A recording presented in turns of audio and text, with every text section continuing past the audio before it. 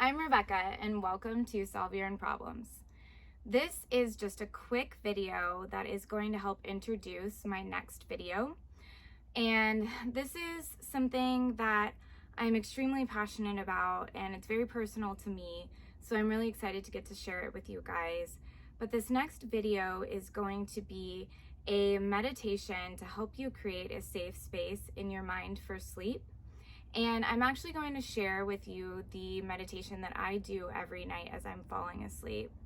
I wanted to do a separate introduction video because I want the next video to solely be the meditation in case you do want to use it as you're falling asleep, and that way you don't have to sift through the instructions. But this is basically a 3-part meditation that, number one, helps you to relax, helps you to filter out any of the restless thoughts or intrusive thoughts that come into our minds as we're trying to sleep.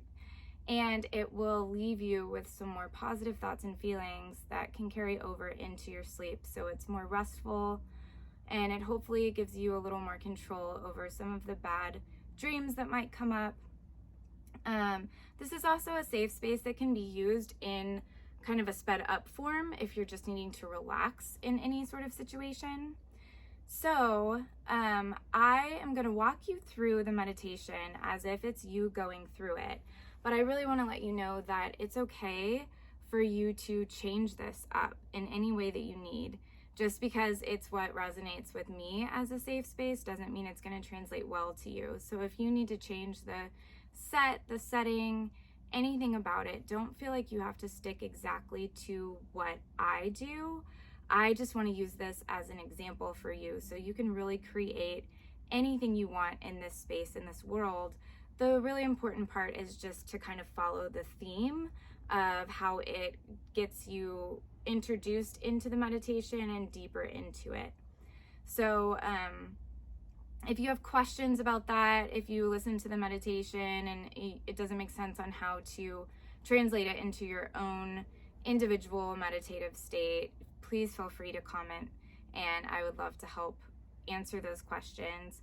I do have one small disclaimer. If you have ever experienced trauma in your life and you've used a safe space in your mind to get through that trauma in that moment, first of all, I want to commend you. That is a really strong coping skill to be able to use, and it shows a lot of strength in you that worked for you.